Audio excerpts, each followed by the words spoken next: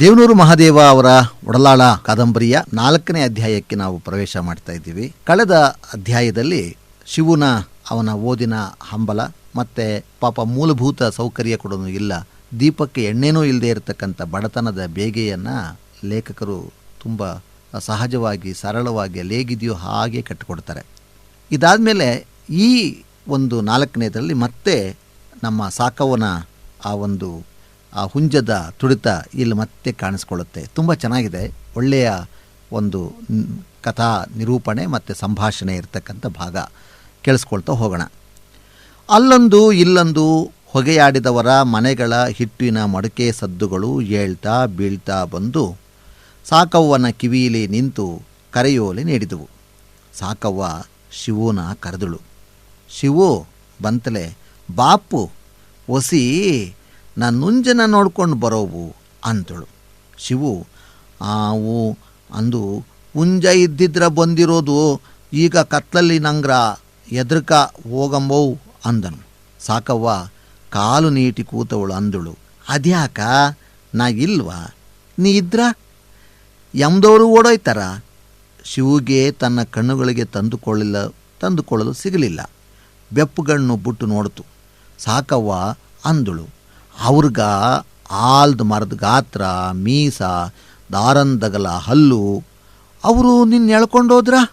ಆಯ್ ತಗ ನನ್ನ ಯಾಕೆ ಎಳ್ಕೊಂಡೋದಿರಿ ಮೂದೇವ್ಗಳ, ನಾನೇ ಬತ್ತಿ ನಡೀರಿ ಅಂತೀನಿ. ಆಮೇಲ ಅವ್ರಿಗಿಂತ ಮೊದಲು ನಾನೀಯ ಯಮಧರ್ಮರಾಜನ್ನ ತವಕೋಯ್ತೀನಿ. ಸಾಕವ್ವನ ಬಾಯಿಂದ ಮಾತುಗಳು ಬರುತ್ತಿದ್ದಂತೆ ಅವಳ ಸುಕ್ಕಿಂದ ಮಾಡಿದ ಅಲ್ಲಾಡುವ ಚರ್ಮ, ಅವಳ ಮುಖದ ಹಲ್ಲಿಲ್ಲದ ಬಾಯಿ, ತಲೆಯ ನೆರೆಕೂದಲು ಮಾಯವಾದವು. ಸಾಕವನೊಳಗ ಪುಟ್ಟಗೌರಿ ಚಿಕ್ಕಿ ಮೂಡಿದಳು. ಯಮಧರ್ಮರಾಜ ಏನು ಮಾಡೀನು? ಅವನ ನಮ್ಮಟ್ಟಿಗಾತ್ರದ ಸಿಂಹಾಸನದ ಮ್ಯಾಲ ಕೂತ್ಕೊಂಡು ಯಮದೂತರು ಕರ್ಕಬತ್ತಾರಲ್ಲ, ಅವ್ರಿಗೆ ಶಿಕ್ಷಾ ಕೊಡ್ತಾನ. ಅದಕ್ಕೂ ನಿಂಗೆ ಹೆದರಿಕೆ ಆಗಲ್ವಾ? ಅಯ್ಯ, ನರಲೋಕದಲ್ಲಿ ನಾನು ಪಟ್ಟಂಥ ಕಷ್ಟಕ್ಕೆ ಆ ಶಿಕ್ಷಾ ಎಲ್ಗಾದ್ದು ತಗ, ಅವನ ಜೊತೆಲೂ ಅದ್ನೇ ಅಂತಿನ್ಕನ. ಪುಟ್ಟಗೌರಿ ಚಿಕ್ಕಿಯಾಗಿದ್ದ ಸಾಕವ್ವ ಈಗ ಬಿಳಿ ಸೀರೆ ಉಟ್ಟು ಹಾರಾಡುವ ಕೂದಲ ಗಾಳಿಗೆ ಬಿಟ್ಟು ಬಳಕೂತ ದೇವಕನಿಕಾದಳು. ಅವನು ಅದಕ್ಕೇನಂದನು? ಅದಕ್ಕವ, ಆಯ್ತು ಮುದುಕಿ, ನಿನ್ನ ಧೈರ್ಯಕ್ಕೆ ಮೆಚ್ಚಿದಿ, ಏನು ಬರಬೇಕು ಕೇಳ್ಕ ಅಂತನ. ಬಿಳಿ ಸೀರೆ ಉಟ್ಟು ಹಾರಾಡುವ ಕೂದಲು ಗಾಳಿಗೆ ಬಿಟ್ಟು ಬಳಕೋತ ದೇವಕನ್ನಿಕೆಯು ತನ್ನ ಕಿರುಬೆರಳಲ್ಲಿ ಭೂಲೋಕನ ಆಡಿಸ್ತೊಡಗಿದಳು. ವರ ಕೇಳ್ಕ ಅಂದಮೇಲ ಅದಕ್ಕೆ ನಾನು, ನೋಡ್ಸಾಮಿ, ನನ್ನ ಮೊಮ್ಗೂಸು ನರಲೋಕದಲ್ಲಿ ರಾಜ್ಭಾರ ಮಾಡುವಂಥ ವರ ಕೊಡು, ಅಷ್ಟು ಸಾಕು ಅಂತೀನಿ. ಶಿವು ಧೇನಿಸುತ್ತಾ ಕೂತಿತ್ತು. ಶಿವನ ಧ್ಯಾನದ ಸಾಕವ್ವ ಮುರಿದು, ಈಗ ನನ್ನ ನುಂಜನ ನೋಡ್ಕೊಂಬರವು ಬಾ ಕೂಸು ಅಂದಳು. ಶಿವು ಎದ್ದಿತು. ಸಾಕವ್ವ, ನಿಮ್ಮವಂತನವು ಒಂದು ಗಳಾಸ್ ಇಸ್ಕಂಬ ಅಂದಳು. ಶಿವು ಅವ್ವ ಗಳಾಸ್ ಕೈಲಿಡಿದು ಬಂದು, ಅವೋ ಅದ್ಯಾಕ ಈ ಕತ್ನಲ್ಲಿ ಎದ್ದು ಬಿದ್ದು ಬಂದಾಯಿ, ಹೋಯ್ತು ಅಂದ್ಕೊಂಡು ಸುಮ್ಕಿರು ಅಂದಳು. ಸಾಕವ್ವ ನೆಲಕ್ಕೆ ಕೈ ಕೊಟ್ಟು ಮೇಲೆಳುತ್ತಾ ಊರ್ಗೋಲು ಹಿಡಿದು, ನೀ ಸುಮ್ಮನ ಗಳಾಸ್ ಕೊಡು ಮತ್ತ, ಹೋದಂತೆ ಎಲ್ಲೋದು ಹೋಗಲಿ, ಆಮೇಲೆ ತೋರಿಸ್ತೀನಿ. ಈ ನನ್ನ ಮನೆ ದೇವ್ರಿಗೆ ಮೆಣಸಿನಕಾಯಿನ ಹೊಗ ಕೊಟ್ಟು ನನ್ನ ಹಳ ಕೆರದಲ್ಲಿ ಮಾರ್ ಬಾರಿಸ್ದೆ ಬುಟ್ಟಾನ ಎಂದು ಗಳಾಸ ಹಿಡ್ಕೊಂಡು ನಿಂತಿದ್ದ ಶಿವು ಕೈಯ ಹಿಡ್ಕೊಂಡು ಸಾಕವ್ವ ಕೋಲ್ ಊರುತ್ತಾ ಗವೋ ಅಂತಿದ್ದ ಕತ್ತಲಿಗೆ ಬಿದ್ದರು. ನೋಡಿ, ಇಲ್ಲಿ ಗಮನಿಸಬೇಕಾಗಿರ್ತಕ್ಕಂಥ ವಿಚಾರ, ಆ ಲೇಖಕರು ಮಹಾದೇವ ಅವರು ಆ ಮುಗ್ಧತೆಯ ಶಿವನ ಚಿತ್ರಣವನ್ನು ಕೊಡ್ತಾರೆ. ಮತ್ತು ಆ ಸಾಕವ್ವನ ಚಿತ್ರಣದಲ್ಲಿ ಇಲ್ಲಿ ಬರ್ತಕ್ಕಂಥ ಸಾಕವ್ವನ ಮಾತುಗಳಲ್ಲಿ ಗಮನಿಸಬೇಕು. ಸಾಕವ್ವ ಈ ಭೂಲೋಕದಲ್ಲೇ ನಾನು ಎದುರಿಸಿರ್ತಕ್ಕಂಥ ಕಷ್ಟಕ್ಕಿಂತ ಯಮಲೋಕದಲ್ಲಿ ಕೊಡ್ತಕ್ಕಂಥ ಯಮಧರ್ಮರಾಜ ಕೊಡುವಂಥ ಕಷ್ಟ ಏನೂ ಅಲ್ಲ, ಅದೆಲ್ಲವನ್ನೂ ನಾನು ಇಲ್ಲೇ ಅನುಭವಿಸ್ಬಿಟ್ಟಿದ್ದೀನಿ, ನನಗೆ ಯಾವುದರ ಭಯವೂ ಇಲ್ಲ ಅಂತಕ್ಕಂಥ ನಿರ್ಭಯದ ಆ ಸ್ಥಿತಿಯನ್ನು ಇಲ್ಲಿ ಅವಳು ಹೇಳ್ಕೊತಾಳೆ. ಅಂದರೆ ಆ ಮುದುಕಿ ಪಟ್ಟಿರ್ತಕ್ಕಂಥ ಕಷ್ಟಗಳನ್ನು ಎಷ್ಟು ಸಹಜವಾದ ರೀತಿಯಲ್ಲಿ ತನ್ನ ಮೊಮ್ಮಗನ ಜೊತೆಯಲ್ಲಿ ಹಂಚ್ಕೊಳ್ತಿರ್ತಕ್ಕಂಥದ್ದು. ಮತ್ತು ದೇವ್ರ ಬಗ್ಗೆ ಕೂಡ ಅವಳಿಗೇನು ಭಯ ಇಲ್ಲ. ಅವಳು ಹೇಳ್ತಾಳೆ ನೋಡಿ, ಒಂದು ವೇಳೆ ಏನಾದರೂ ಆ ಒಂದು ಹುಂಜ ಸಿಕ್ಬಿಟ್ಟು ಯಾರಾದರೂ ಸಾರು ಮಾಡ್ಕೊಂಡು ತಿಂದ್ಬಿಟ್ಟಿದ್ರೆ ನನ್ನ ಮನೆ ದೇವರಿಗೆ ಮೆಣಸಿನ್ಕಾಯಿ ಹೊಗೆ ಹಾಕ್ತೀನಿ ಮತ್ತು ಹಳೇ ಕೆರದಲ್ಲಿ ಬಾರ್ ಬಾರಿಸ್ಬಿಡ್ತೀನಿ ಅಂತ. ಅಂದರೆ ದೇವರಾಗಿರ್ತಕ್ಕಂಥವನು ರಕ್ಷಣೆ ಕೊಡಬೇಕಾಗಿತ್ತು, ಆ ಹುಂಜ ತನ್ನ ಮನೆಗೆ ಬರಬೇಕಾಗಿತ್ತು, ಅವನು ರಕ್ಷಣೆ ಕೊಡಲಿಲ್ಲ ಅಂದರೆ ಅವನೆಂಥ ದೇವರು ಅನ್ನುವ ರೀತಿಯಲ್ಲಿ ಒಂದು ಪ್ರತಿಭಟನೆ, ಅದನ್ನು ನಾವು ಇಲ್ಲಿ ಗಮನಿಸ್ಬೋದು. ಆ ದೇವ್ರ ಮೇಲೆ ಇರ್ತಕ್ಕಂಥ ಬಂಡಾಯದ ಒಂದು ನೆಲೆಯನ್ನು ದೇವನೂರು ಮಹಾದೇವ ಎಷ್ಟು ಸರಳವಾದ ರೀತಿಯಲ್ಲಿ ನಮ್ಮ ಮುಂದೆ ಕಟ್ಕೊಡ್ತಾ ಹೋಗ್ತಾರೆ. ಆ ಸಂದರ್ಭ ನಮಗೆ ಕಣ್ಣು ಕಟ್ತದೆ, ಆದರೆ ಒಳಗಡೆ ಇರ್ತಕ್ಕಂಥ ಒಂದು ಚಿಂತನೆ ಇದೆ ನೋಡಿ, ಅದು ಬಹಳ ಇಲ್ಲಿ ಮುಖ್ಯವಾಗ್ತಕ್ಕಂಥದ್ದು. ಸರಿ, ಇಲ್ಲಿ ಬಹಳ ಆಸಕ್ತಿ ಮೂಡಿಸ್ತಕ್ಕಂಥದ್ದು ಆ ಮೊಮ್ಮಗನನ್ನು ಕರ್ಕೊಂಡು ಆ ರಾತ್ರಿ ಕತ್ಲಲ್ಲಿ ಆ ಛಲಗಾತಿಯಾಗಿರ್ತಕ್ಕಂಥ ಸಾಕವ್ವ ಆ ಹುಂಜವನ್ನು ಹುಡುಕೊಂಡು ಹೋಗ್ತಕ್ಕಂಥ ಚಿತ್ರಣ ಇದೆಯಲ್ಲ, ಬಹಳ ಅದ್ಭುತವಾಗಿ ಅದನ್ನು ಕಟ್ಕೊಡ್ತಾರೆ. ಆ ಕತ್ಲಲ್ಲಿ ಸಾಕವ್ವ ಊರ್ಗೋಲು ಊರ್ಕೊಂಡು ಶಿವು ಕೈಯ ಹಿಡ್ಕೊಂಡು ಎದುರಾದ ಹಟ್ಟಿ ಮುಂದೆ ನಿಲ್ತಿದ್ಲು. ನಿಂತು ಉಸಿರ ಬಲವಾಗಿ ಎಳೆದು ನೋಡ್ತಿದ್ಲು. ನೋಡಿ ಮುಂದಕ್ಕೆ ನಡೆಯೋದು ಮಾಡ್ತಿದ್ಲು. ಹೀಗೆ 10 ಹಟ್ಟಿಗಳಾದವು, 20 ಹಟ್ಟಿಗಳಾದವು. ಯಾರೋ ಅಂದರೆ ಸಾಕವ್ವ ನಾನ್ಕಪ್ಪ ಅನ್ನೋದು, ಯಾಕಮ್ಮೋ ಅಂದರೆ ಇಲ್ಲೇಕಪ್ಪೋ ಅನ್ನುತ್ತಾ ನಡೆಯುವುದಾಗಿತ್ತು. ಕಾಲು ಸೇದುವವರೆಗೂ ನಿಂತು ಸೌತಿ ಕೆಂಪಮ್ಮನ ಹಟ್ಟಿ ವಾಸನೆಯನ್ನು ಹೀರಿದರೂ ಏನೂ ಮೂಗಿಗೆ ಸೋಂಕದೆ ಸಾಕವ್ವ ಪೇಚಿಕೊಂಡು ಮುನ್ನಡೆದಳು. ನಮಗೆ ಇನ್ನಷ್ಟು ಕುತೂಹಲ ಮೂಡಿಸ್ತದೆ ಅವಳು ಆ ಉಸಿರು ಎಡ್ಕೊಳ್ತಕ್ಕಂಥದ್ದು. ಅಂದರೆ ಯಾರಾದರೂ ಆ ಕೋಳಿ ಸಾಂಬಾರು ಮಾಡಿದಾರೇನೋ, ಅದರ ವಾಸನೆ ಬರ್ತದೇನೋ ಅಂತೇಳಿ ನಿಂತಾಳೆ, ಹೋಗ್ತಾಳೆ. ಮತ್ತೆ 10-20 ಹಟ್ಟಿಗಳು ಅಂದರೆ 20 ಮನೆ 30 ಮನೆ ಮುಂದೆ ಹೋಗ್ತಾ ಯಾರ ಮನೆ ಮುಂದಾದರೂ ಆ ಸಾರಿನ ವಾಸನೆ ಬರ್ತದೇನೋ ಅಂತ. ಕೊನೆಗೆ ತನ್ನ ಸೌತಿಯಾಗಿರ್ತಕ್ಕಂಥ ಕೆಂಪಮ್ಮನ ಮನೆ ಹತ್ರನೂ ಹೋಗ್ತಾಳೆ.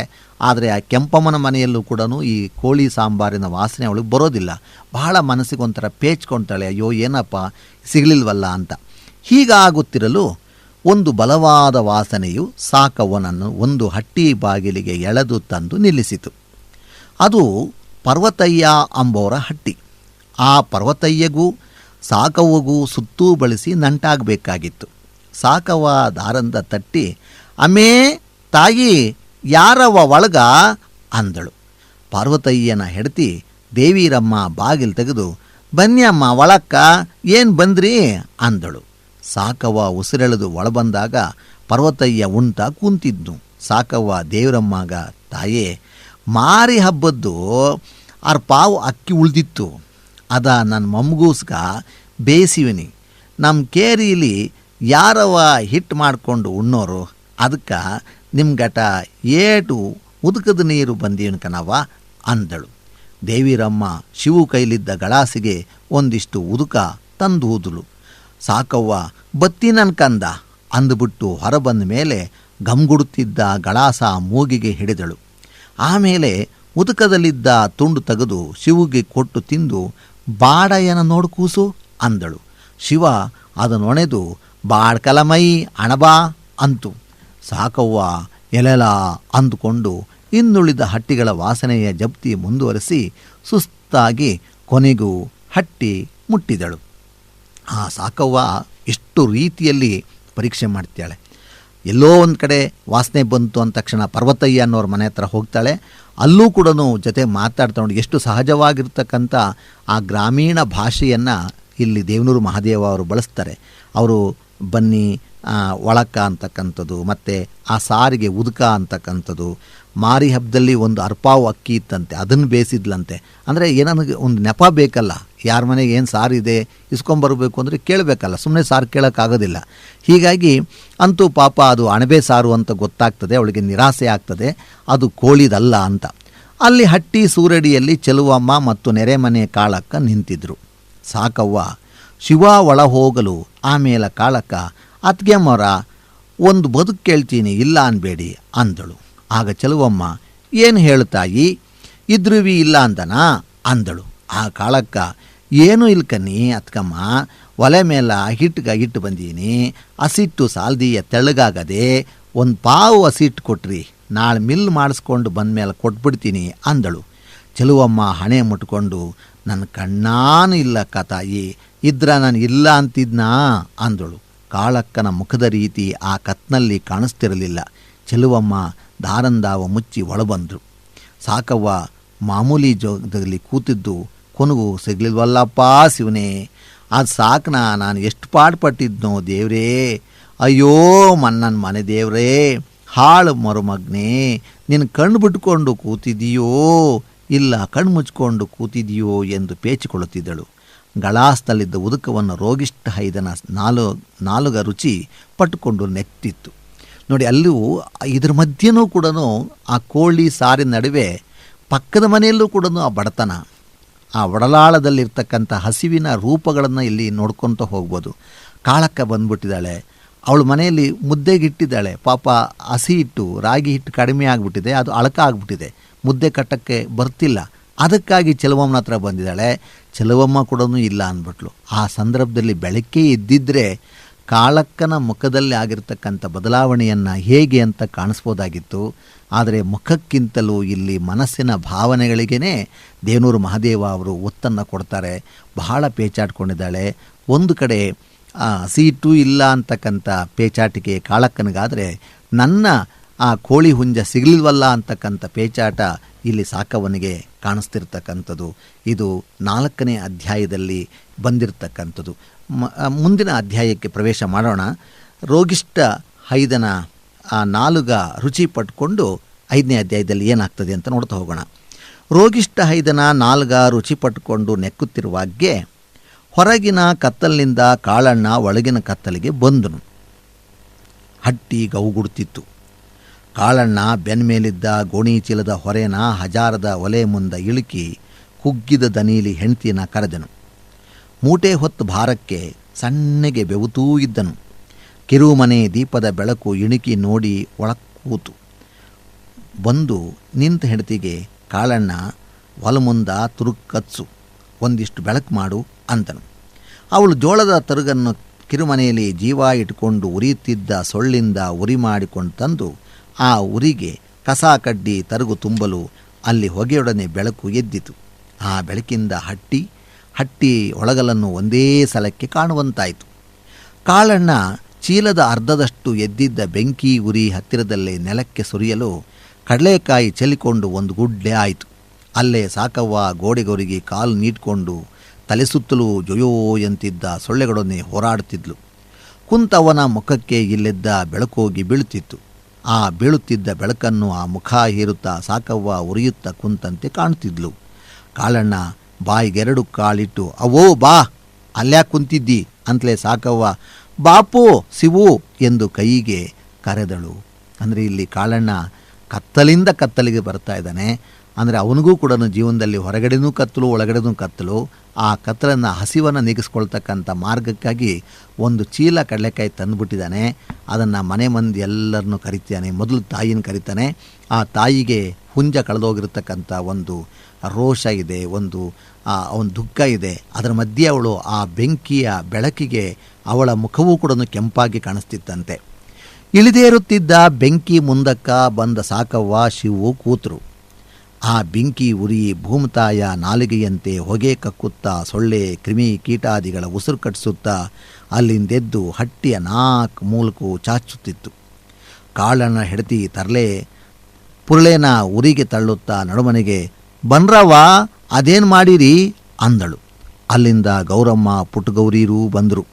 ಪುಟ್ಟಗೌರಿ ಮುಖಕ್ಕೆ ಆ ಬೆಂಕಿ ಬೆಳಕು ಬಿದ್ದು ಅವಳ ಮುಖದಿಂದಲೇ ಬೆಳಕು ಅನ್ನೋದು ಹುಟ್ಟಿ ಉಳಿದ ಕಡೆಗೆ ಹೊಂಟುತ್ತಿತ್ತು. ನೋಡಿ ಎಷ್ಟು ಚೆನ್ನಾಗಿದೆ. ಈ ಸಾಲನ್ನು ಮತ್ತೊಮ್ಮೆ ಓದ್ತೀನಿ, ಕೇಳಿಸ್ಕೊಳ್ಳಿ. ಪುಟ್ಟಗೌರಿ ಮುಖಕ್ಕೆ ಆ ಬೆಂಕಿ ಬೆಳಕು ಬಿದ್ದು ಅವಳ ಮುಖದಿಂದಲೇ ಬೆಳಕು ಅನ್ನೋದು ಹುಟ್ಟಿ ಉಳಿದ ಕಡೆಗೆ ಹೊಂಟಂತಿತ್ತು. ಎಷ್ಟು ನವಿರಾಗಿರ್ತಕ್ಕಂಥ ಆ ಸೌಂದರ್ಯವನ್ನು ಇಲ್ಲಿ ದೇವನೂರು ಮಹಾದೇವ ಕಟ್ಟಿಕೊಡ್ತಾರೆ. ಆ ಪುಟ್ಟಗೌರಿ ಅವಳೂ ಕೂಡ ಅವಳ ಮುಖದಲ್ಲೂ ನಗುವಿದೆ, ಆ ಮುಖದ ಅಂದ ಇದೆ. ಆ ಅಂದ ಅಂತಕ್ಕಂಥದ್ದು ಆ ಉರಿಯನ್ನು ಕಂಡಾಗ, ಏಕೆಂದರೆ ಆ ಹಸಿವನ್ನು ನಿಗಿಸ್ತಕ್ಕಂಥ ಯಾವುದೋ ಒಂದು ಮಾರ್ಗ ಇಲ್ಲಿ ಕಂಡು ಬಂದಿದೆ ಅಂತೇಳಿ ಅವಳಿಗೂ ಕೂಡ ಖುಷಿ ಆಗ್ತಿದೆ. ಅದನ್ನು ಇಲ್ಲಿ ಕವಿ ಲೇಖಕರು ಹೇಳ್ಕೊಡ್ತಾರೆ. ಎಷ್ಟು ಚೆನ್ನಾಗಿದ್ದಿರ್ತಕ್ಕಂಥ ಮಾತಲ್ವ ಇದು. ಅವಳ ಮುಖದಿಂದಲೇ ಬೆಳಕು ಅನ್ನೋದು ಹುಟ್ಟಿ ಉಳಿದ ಕಡೆಗೆ ಹೊಂಟಂತಿತ್ತು. ಅವರೆಲ್ಲರೂ ಕಡಲೆಕಾಯಿ ಗುಡ್ಡಿಗೆ ಕೈ ಹಾಕುತ್ತಾ ಸಿಪ್ಪೆನ ಬೆಂಕಿಗೆ ಎಸೆಯುತ್ತಿದ್ದರು. ಗಂಡನ ಕಣ್ಸನ್ನೇ ತಿವಿಯಲು ಕಾಳಣ್ಣ ಹೆಂಡತಿ ಬೆಂಕಿ ಉರುಪ್ತಿದ್ಲು.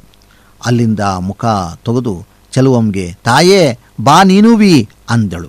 ಚೆಲುವಮ್ಮ ಈಕ ಮನ್ಕಂಡವ ಕನ ಬುಡಿ ಅಕ್ಕಯ್ಯ ಅಂದಳು.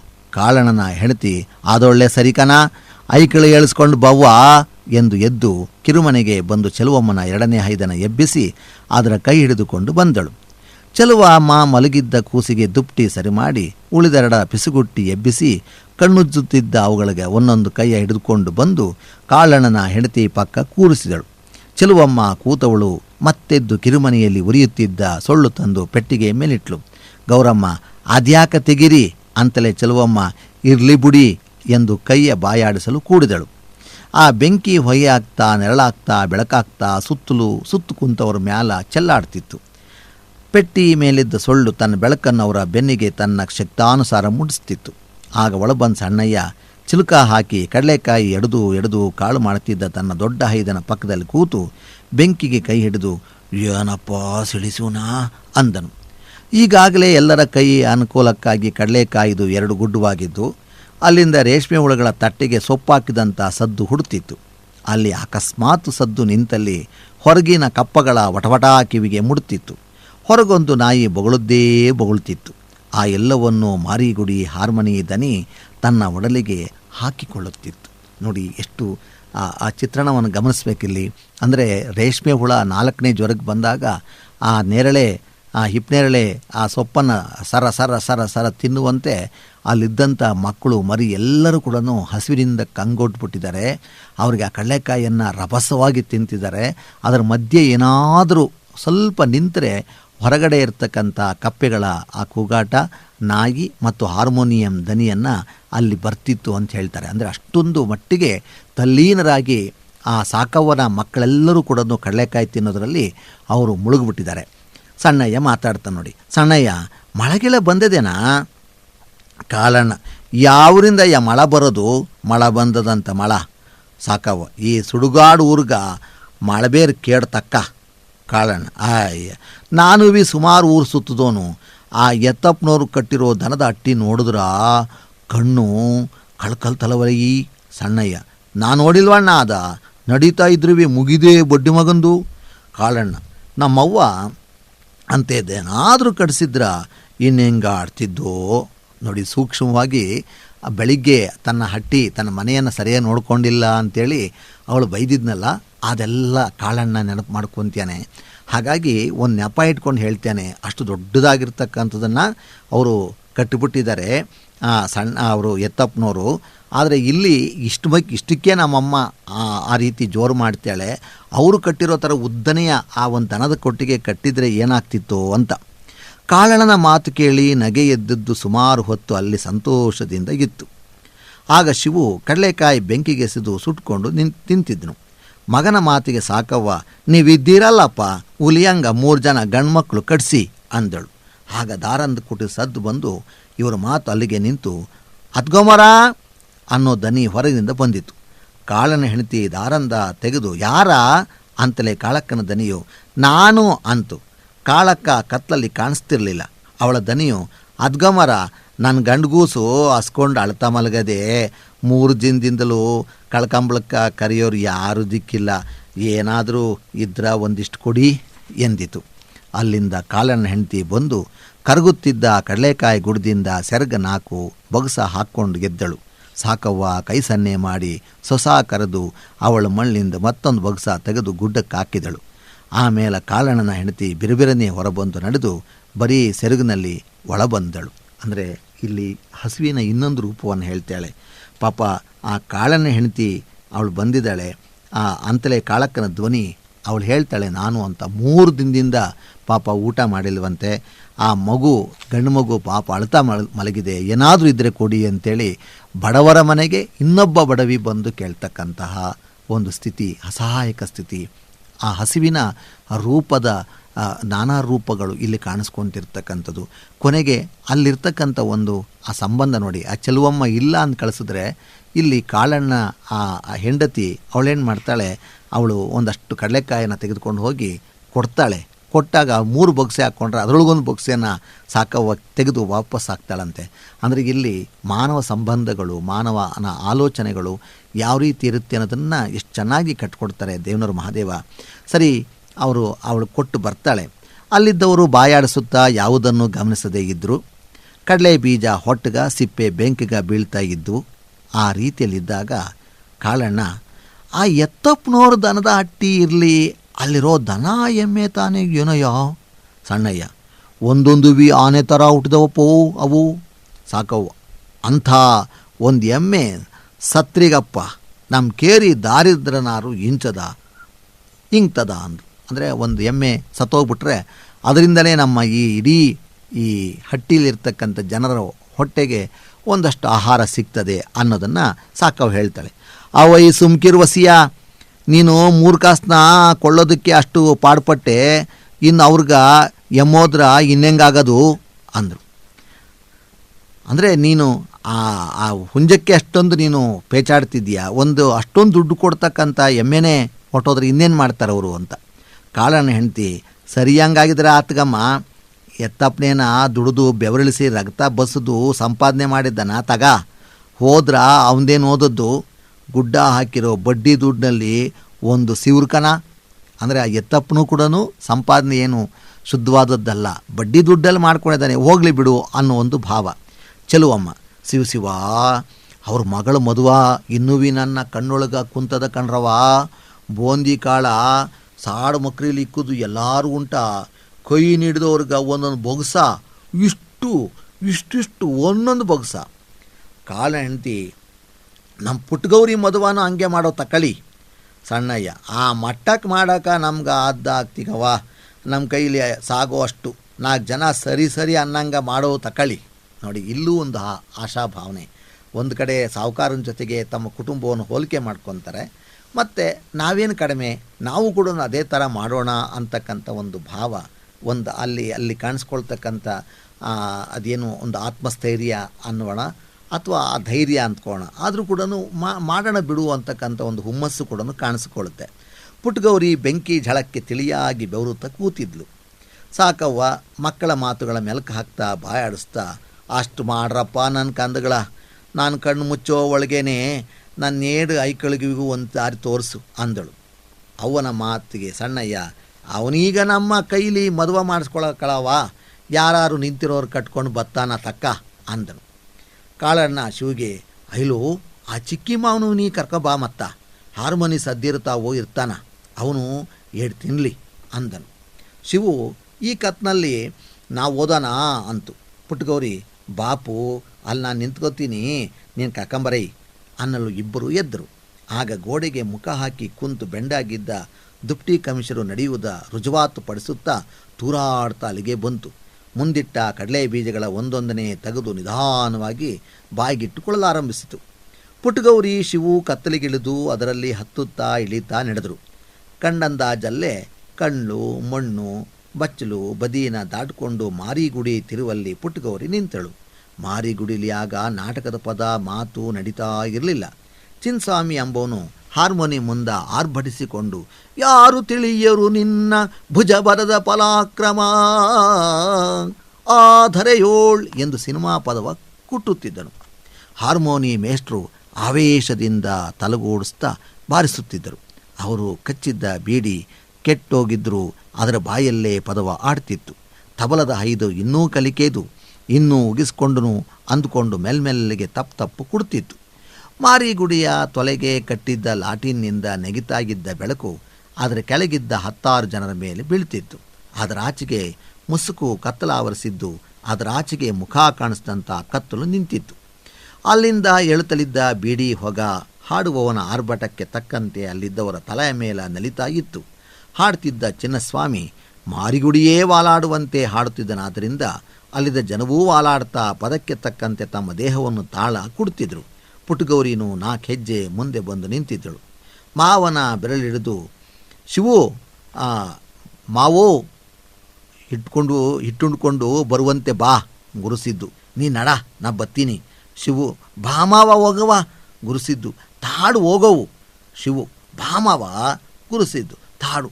ಇದು ಹೀಗೆ ನಡೆದಿತ್ತು. ಅಂದರೆ ಅಲ್ಲಿ ಆ ಮಾವನನ್ನು ಶಿವು ಕರಿತೀಯಾನೆ, ಮಾವ ಬರ್ತಾ ಇಲ್ಲ, ಅವರಿಬ್ಬರ ಮಧ್ಯೆ ಆ ಒಂದು ಜಂಜಾಟ ಇದೆ, ಬರೋದಕ್ಕೆ ಅವನು ಸಿದ್ಧವಾಗ್ತಿಲ್ಲ ಅಂತ. ಇದು ಬಿಟ್ಟರೆ ಹಾಡಿಗೆ ಹೆಜ್ಜೆ ಇಟ್ಕೊಂಡು ಮಾರಿಗುಡಿ ವಾಲಾಡ್ತಿತ್ತು. ಹಾಡ್ತಾ ಇದ್ದ ಖುಷಿಗಾರ ಚಿನ್ನಸ್ವಾಮಿ ಮೀಸ ಕಳಗ ತಂದುಕೊಂಡು ಕಣ್ಣ ಮೆಡ್ಡರಿಸಿ ಗುರುಸಿದ್ದಿಗ ಬೆರಳು ತೋರಿಸುತ್ತಾ ಹೋಗೋ ಹೋಗೆಲೋ ಶಿಖಂಡಿ ಎಂದು ಪದವ ಅಲ್ಲಿಗೆ ನಿಲ್ಲಿಸಿದನು. ಅವನು ನಿಲ್ಲಿಸುವ ಮೊದಲೇ ಎಲ್ಲರ ಬಾಯಿಂದಲೂ ನಗು ಅನ್ನೋದು ಗುಲ್ಕಂತ್ಕೊಂಡು ಎದ್ದಿತು. ಗುರುಸಿದ್ದನು ನಗಾಡ್ತಲೇ ಶಿವನ ಹಿಡಿದು ಎದ್ದನು. ಆಮೇಲೆ ಮುಂದ ಗುರುಸಿದ್ದು ಹಿಂದಿಂದ ಪುಟ್ಟಗೌರಿ ಶಿವು ನಡೆದರು. ಗುರುಸಿದ್ದು ಮುಂದಾದ ಮೇಲೆ ಪುಟ್ಟಗೌರಿ ಶಿವು ಕಿವಿಗೆ ಬಗ್ಗಿ ಅದ್ಯಾರಪ್ಪೋ ಶಿವು ಪದ ಹೇಳ್ತಾ ಇದ್ದೋರು ಎಂದು ಕೇಳಿದಳು. ಅದಕ್ಕೆ ಶಿವು ಅದೀಯಾ ಚಿನ್ಸೋಮಣ್ಣ ಅಂತಾರಲ್ಲ ಅವನು ಅಂದನು. ಪುಟ್ಟಗೌರಿ ಅವನ ಪದ ಎರಡನ್ನೂ ಕಣ್ಣು ನಿರಿಸಿಕೊಂಡು ನಡೆದಳು. ಗುರುಸಿದ್ದು ಬಂದಾಗ ಹುರಿದ ಕಡಲೆಕಾಯಿ ಸಣ್ಣ ಗುಡ್ಡು ಒಂದು ರೆಡಿಯಾಗಿತ್ತು. ಅಲ್ಲಿಗೆ ಗುರುಸಿದ್ದಿನ ಕೈ ಬೀಳಲು ಅವನ ಕೈ ಕಟ್ಟಿದಂತಹ ವಾಚು ಬೆಂಕಿ ಬೆಳಕಿಗೆ ಫಳಾರಂತು. ಎಲ್ಲರ ಕಣ್ಣು ಅದರ ಮೇಲೆ ಬಿದ್ದುವು. ಕೆಲವರು ಬಾಯಾಡುವುದೂ ಕ್ಷಣ ನಿಂತಿತು. ಗುರುಸಿದ್ದಿನ ಕೈಯಾಡಿದ ಕಡೆ ಶಿವನ ಕಣ್ಣಾಡ್ತಿತ್ತು. ಕಾಳಣ್ಣ ಯಾರ್ದಯ್ಯ ಗಡಿಯಾರ ಅಂತಲೇ ಗುರುಸಿದ್ದು ನಂದಿಯಾ ತಕ್ಕಂಡಿ ಅಂದನು. ಸಣ್ಣಯ್ಯ ಓ ತಕ್ಕತನ ಇವ ಜೂಜಾಡ್ತಾ ಸಾಲ ಏರ್ಕೊಂಡು ಇವನು ಸೈಕಲ್ಲೇ ವಜವಾಗ್ಲಿಲ್ಲ ಆ ಥರ ಯಾವನೋ ಇವನಿಗೋ ಯಾರ್ದೋ ವಜವಾಗಿರಬೇಕು ಅಂದನು. ಗುರುಸಿದ್ದು ಕಡಲೆಕಾಯಿ ಬಾಗಿಡುತ್ತಾ ಸುಮ್ಕಿರೋಣೋ ಅಂದಮೇಲೆ ಮಾತಿನ ದಾರಿ ತಿರುಗಿಸಿದನು. ಅಣ್ಣೋ ನೆನ್ನ ತಗಡೂರ್ಗೆ ಹೋಗಿದ್ವಿ, ಅಲ್ಲಿ ನಮ್ಮವರು ಶಿವಬಸಪ್ಪನ ಹೋಟೆಲ್ಗೆ ನುಗ್ಗಿದ್ದು ಅಂದ್ರ ಶಿವ ಆ ಪಾರ್ಟಿ ಜನ ನಾವೇನ ಕಾಸು ಕೊಟ್ಟವೋ ಕಲ್ ಕೊಟ್ಟವೋ ಕಾಫಿ ತಿಂಡಿ ಕೊಡ್ರಿ ಅನ್ನೋರು. ಸಿದ್ಬಸಪ್ಪ ಅನ್ನೋನು ಬೆವತೋದ. ಆಮೇಲೆ ಪೊಲೀಸ್ನವರು ದಬದಬಾ ಇಳಿದ್ರು. ನಾವೇನು ಕೊಡಿಸ್ತೀವಿ ಸುಮ್ನಿರಿ ಅಂದರು. ಜನ ಅನ್ನೋದು ಪೋಜು ನೋಡೋರ ನಿಂತಿರೋದು. ತಕ್ಕಳಪ್ಪ ನಾನ್ಯಾಕೆ ಸುಮ್ಕಿರೋದು ಅಂದ್ಕೊಂಡ್ಬಿಟ್ಟು ನಾನವಿ ಕಾಸು ಬಿಸಾಕಿ ದೋಸಾ ಟೀ ಕೊಡ್ರಿ ಅಂದೆ. ಶಿವಬಸಪ್ಪ ಅನ್ನೋನು ನನ್ನೇ ದುರ್ಗುಟ್ಕೊಂಡು ನೋಡ್ತಾ ತಂದು ಕೊಡೋನು ಎಂದು ಎಲ್ಲರನ್ನೂ ನೋಡಿದನು. ಎಲ್ಲರೂ ಗುರುಸಿದ್ದು ಮಾತಿಗೆ ಕಿವಿಗೊಟ್ಟು ಕಿವಿಗೆ ಮುಟ್ಟಿದ್ದನ್ನು ಕಣ್ಣಲ್ಲಿ ಮೂಡಿಸಿಕೊಳ್ತಾ ಬಾಯಾಡಿಸ್ತಿದ್ರು. ಗುರುಸಿದ್ದು ವಾಚ್ ನೋಡಿಕೊಂಡು ತಾಳ್ರಪ್ಪು ನನ್ನ ಪಾರ್ಟ್ ಬರೋ ಟೈಮ್ ಆಯ್ತಾನಾ ಎಂದು ಮೇಲೆದ್ದನು. ಸಣ್ಣಯ್ಯ ತಾಳುಡ ಬೆಲ್ಲ ಇದ್ರೆ ಟೀ ಕಾಯಿಸವು ಅಂದನು. ಗುರುಸಿದ್ದು ಕೈಯಾಡಿಸಲು ನಡೆಯಲು ಪುಟ್ಟಗೌರಿ ಹೋಟ್ಲಾ ಟೀ ಕುಡಿಯವಾ ಆ ಹಟ್ಟಿ ಗೊಟ್ಟು ಕಾಫಿ ಕುಡ್ದಾನಾ ಎಂದು ಅವನ ಹಿಂದೆನೇ ಹೋಗಿ ಚಿಲಕ ಹಾಕಿ ಬಂದು ಕೂತಳು. ಆಗ ಶಿವು ತಿಂತಾನೆ ತೂಗುಡಿಸ್ತಿತ್ತು. ಅದರ ಮಾವ ಶಿವನು ಎಚ್ಚರವಿರಿಸಲು ಲೋ ಶಿವು ಅನ್ನಲು ಶಿವು ಕಣ್ಬಿಡ್ತು. ಆಗ ಮಾವ ನಿನ್ನ ಕೈಲಿ 10 ಪೈಸೆ ಕೊಡ್ತೀನಿ, ಊರೊಳಗೆ ಹಾಲು ಬಿಡಿಸ್ಕೊ ಬಾ ಮತ್ತ, ಆಗ್ಲೀಗ ನಿನ್ನ ಬಿಟ್ರ ಇನ್ನೊಬ್ಬ ದೀರ ಇಲ್ಕಲಯ ಅಂದನು. ಶಿವು ಹೋಗ್ಮಾವು, ಊರೊಳಗಲ ನಾಯಿಗಳು ನನ್ನ ಕಣ್ತು ಅಂದ್ರ ದಪ್ಪಕತವ ಎಂದು ಕಣ್ಮುಚ್ಚಿ ಬಾಯಾಡಿಸಿದನು. ಉಳಿದವರು ಅವನ ಮಾತು ರೀತಿಗೆ ನಗಾಡತೊಡಗಿದರು. ಚೆಲುವಮ್ಮ ಒಂದು ಎತ್ತೋಲೆ ತಂದು ಅದರ ಮೇಲೊಂದು ದೊಡ್ಡ ಬೋಸಿ ಇಟ್ಟು ಅದರೊಳಗೆ 3 ತಪ್ಪಲೆ ನೀರುದು ಅಲ್ಲಿಗೆ ಎಡಚ್ಚು ಬೆಲ್ಲ ಹಾಕಿ ಆಮೇಲೆ 10 ಪೈಸೆ ಟೀ ಸೊಪ್ಪು ಸುರಿದು ಎತ್ತೋಲಿಗೆ ಬೆಂಕಿ ಇಟ್ಲು. ಭೂಮಿ ತಾಯಿ ಒಚ್ಚೋರಿ ಮಗಲಿಂದ ಇನ್ನೊಂಚೋರಿ ಮಗಲಿಗೆ ಹೊರಳಿ ಉಸ್ಸೋ ಎಂದು ಮಲಗಿದಳು. ಅಂದರೆ ಅಲ್ಲಿಗೆ ಆ ಕಡಲೆಕಾಯಿ ತಿಂತಾನೆ ಅವರು ಟೀನು ಕುಡಿಯೋದಕ್ಕೆ ಸಿದ್ಧವಾಗಿದ್ದಾರೆ ಅಂತ ಹೇಳ್ತಾ ಅಲ್ಲಿಗೆ ಈ ಒಂದು 5ನೆಯ ಅಧ್ಯಾಯ ಮುಕ್ತಾಯ ಆಗ್ತದೆ. ಮುಂದಿನ ಅಧ್ಯಾಯದಲ್ಲಿ ಮತ್ತೊಮ್ಮೆ ನಿಮ್ಮನ್ನು ಭೇಟಿಯಾಗ್ತೀನಿ. ಏನಾಯಿತು, ಸಾಕವನ ಆ ಹುಂಜ ಸಿಕ್ತಾ, ಕಡಲೆಕಾಯಿ ಏನಾಯಿತು ಅನ್ನೋದನ್ನು ಮುಂದಿನ ಒಂದು ಅಧ್ಯಾಯದಲ್ಲಿ ನೋಡ್ತಾ ಹೋಗೋಣ. ಬನ್ನಿ ವಿದ್ಯಾರ್ಥಿಗಳೇ.